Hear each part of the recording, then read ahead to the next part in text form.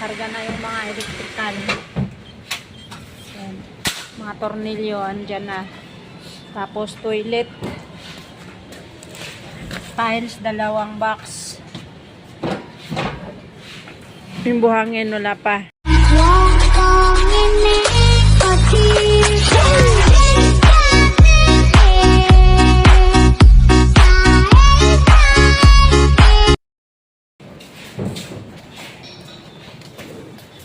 Hello, good morning. Magkarga tayo ng papuntang Naga, Bicol.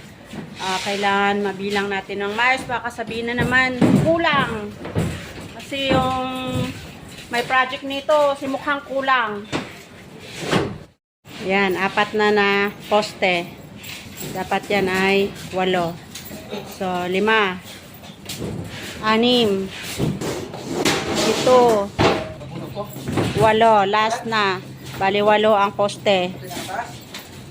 Sa 4 na unit na Naro series. So, ayan yung ground beam. Dapat ay 4. So, 8 din yan. Magkarugtong. Pangalawang ground beam. Hala sila. Oy, nagbibilang ako dito. 3. 4. 4 pa. Ayan, 4. Ang 5. Ground beam. 6. Ground beam. 7. Ground beam. Ayan, last na ground beam. Pang 8. Top beam. 8 din yan. Una na yan. 8 magkarugtong din yan. Katulad ng ground beam. Pangalawang top beam. Oo, sila din bubuo. Pangatlo. Pang-4. Top beam. Pang-5. Pang-6 na top beam. 7 top beam. Ayan, isa na lang na top beam kulang. Ayan, ang pang-8 top beam. So, punta tayo sa side beam. Ito na top beam, 8. Tugtong. Ayan yung mga ulo at paa. 32 piraso yan. Pangalawang side beam na ground. Ayan. Ito yung isang side beam na ground. Pangalawang side beam. Pangatlong side beam na ground. Ayan. Andito na yung mga corner, tawag dito. Pang dugtong. Connector. Ako na ang naghakot niyan. Mamaya ako dito ikarga yan. Ayan. Pang-4 na side beam. Last na yan. Last na yan. Side beam top na. Ayan, pang-4 na side beam ground. Side beam top. Pangalawang side beam top. Sa 4 dapat yan. Pangalawa pa lang yan. Ayan ang pangatlong top beam side. Pangatlo pa lang yan. May isa pa. Yan ang pang-4. So, kompleto na lahat ng mga bakal sa buong skeleton. Liban sa tubular. Yan, yung connector na ikarga ko na. Yan. Yung U-channel na para sa pinto. Ayan, dito naka-insert. Yan ay dapat 8 ganyan sa kisame na 2x2. 2 pa lang. Ito para sa bintana, isiksik na dito sa beam. Ayan, 8 yung pag-ipit ng bintana nasa ilalim ng beam sa loob. Ayan, ito yung freezing plate. Yan ay 8, 2 pa lang. 8 mahaba, 8 maiksi. Ayan, tubular na 3x3. Yan ay 16, 2 pa lang. Kulang pa ng 14. Yan, pang-4. 3x3 tubular. Pang-4 na 2x2 para sa kisame. Pang-4 na cupping or freezing plate sa 8 pirasong mahaba. Pang-6 na 3x3. So, meron na lang tayo 10. 10 pa na 3x3. Or floor joist na 3x3.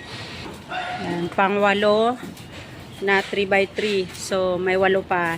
Ayan, pang-6 na cupping o freezing plate. So, 2 na lang. mahaba. Ayan, pang-anim na rin na 2x2 para sa kisame. So, dalawa na lang din.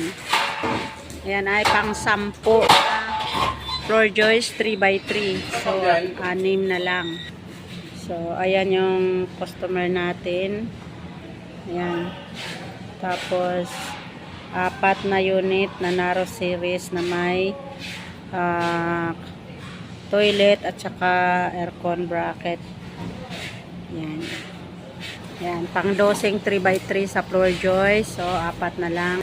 Pang 8 2x2 sa kisame. Kompleto na. Yan. Pang 14 3x3 floor joist. So, 2 na lang. Yan. Pang 8 cupping or freezing plate na mahaba. So, kompleto na yung mahaba. Maiksi na lang. Na 8 piraso din. Yan, pang 16 na 3x3 floor joist. So, kompleto ng 3x3. So, 2x2 na lang na 20 piraso. 2x3 na floor joist na lang. 20 piraso. Ayan yung 3x3 para sa kisame. 4 yan. So, 3 na lang. Ilan yan? 4? 4 na maiksi. So, 4 na lang din. 2x3 na floor joist, 3. So, DC 7 na lang. Yan. Pangalawang 3x3 para sa kisame. So, 2 na lang. Yan. 3 2x3 para sa floor joist.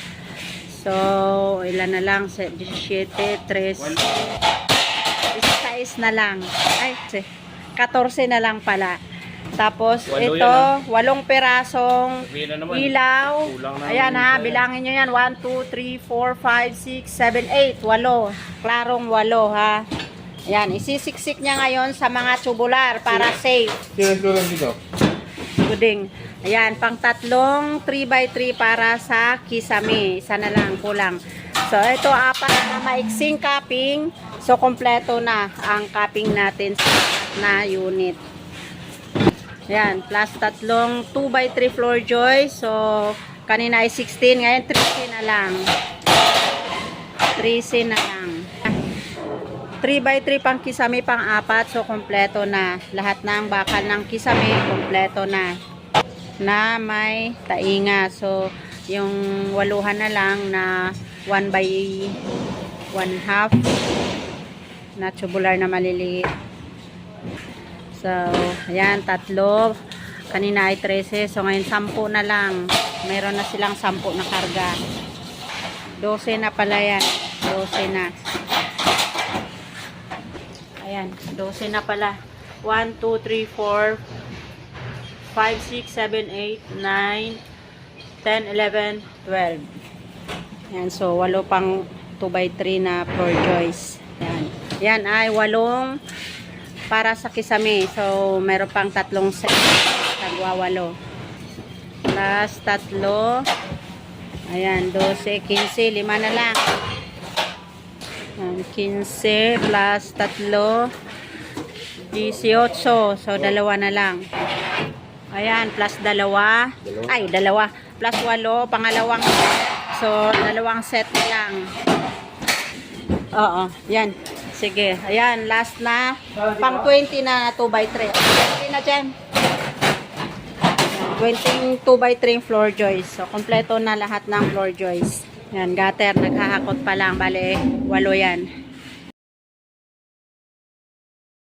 Yan, another 8 pieces na 1x2 para sa kisame. So, isang set na lang na 8 piraso. Ayan, 2 na. Ayan, pangatlo na.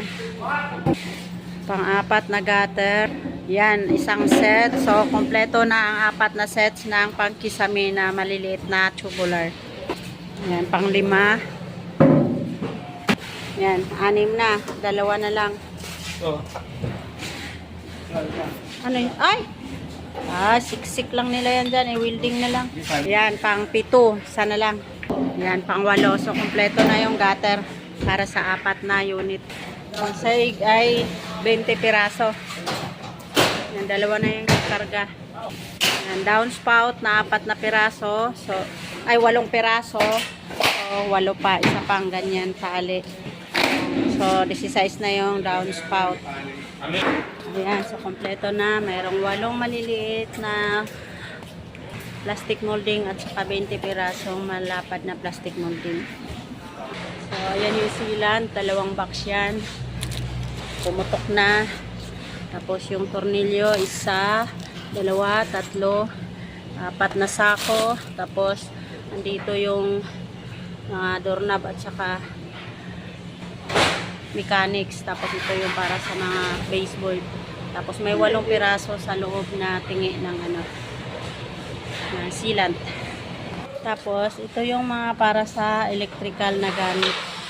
Yan, si Donnie na nakakaalam kung ilan yan. So naka-box-box yan para hindi mawala. Tapos rolyo-rolyo yung kanyang wire. Yan.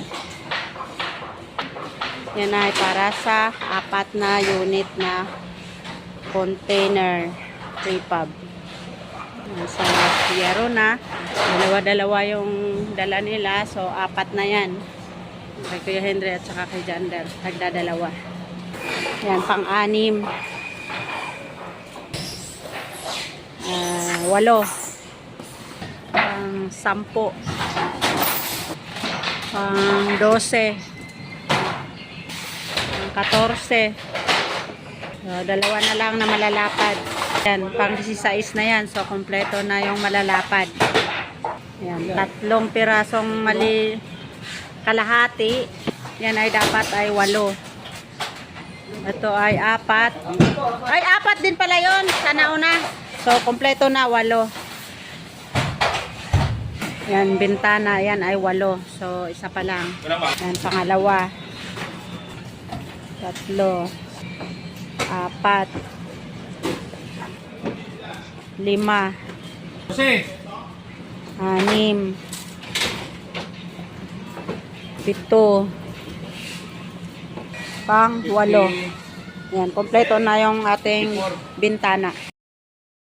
Yan, so 38 na yan. 18 to eh. 18, tapos yan ay 20. Yan, pang 40 na yan. Ang ikakarga nating panel ay 54 panels na wall panel 255. Pang 42. Pang 44. 46. Yan, mga 255 yan. 46. 48. 50. 52. Ginto mo na. Pang 54. So, kompleto na yung ating 255 para sa 4 na unit na may toilet. Yan. So, yan ay 32 piraso yung paa natin. Yung maiksi. Kisame. Yan ay 24. So, 2, 4. Yan, pangalawang gutter na pinarga. 6. 8. 10. Tapos isang pinto. Ang pinto ay 4. Pang 10 kisame na yan. Pang 12 kisame. Pangalawang pinto. Pang 14 kisame. Pangatlong pinto sa 4. So may isa pang pinto. Pang 16 na kisame. Ayan, pang 4 na pinto. So kompleto na ang pinto natin.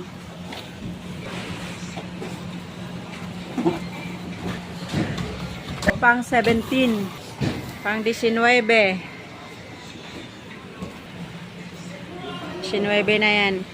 Ang 21 nakisame. Ang 23 nakisame. Isa na lang. Yan, pang 24. So, kompleto na tayo sa mga panel na kisame. Pang bintana na lang na mga panel. Pangatlong gutter. 4. Pang 5. Pang 6. Pang-7. Pang-8. Yan, kompleto yan gutter natin. Mga tubular na pang dagdag sa unit. May dalawang 56 na nauna. Baseboard na sakay na. Pang-4 na 80. Oops, pang-8 na 80. Kompleto na yung 80 natin. Yung 56, dalawa pa lang nasa dulo. Plus dalawang 56. Plus dalawa ulit na 56. So 6 na. Dalawang 56, pang-8. Ayan, plus 4 na 56. So kompleto ang 12 natin na 56. Diba? Ayan, isang rolyo na linoleum yan. Sinasakyan pa yan ni Jander galing sa kabilang ibayo kasi binaha siya.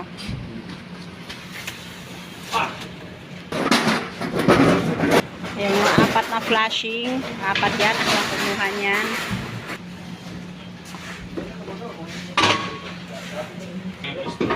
Wala katanggi. Pusing siya. Pang 2:00 daw kayo. Pang 2:00 na install. Ayan, nakarga na yung mga electrical. Ayan, mga tornilyo, andyan na. Tapos toilet. Tiles, 2 box. Yung buhangin, wala pa. Ayan, so tapos na po tayo magkarga. At ito ay bibiyahe na papuntang Bicol. So kompleto yan. Shout out sa mga installer dyan sa may Naga Bicol. Kompleto yan. 4 na unit, buo yan. Kompleto, walang bawas. Ang panel, tapos may dagdag na 3 para sa toilet. So, yan. Good luck. Bye-bye.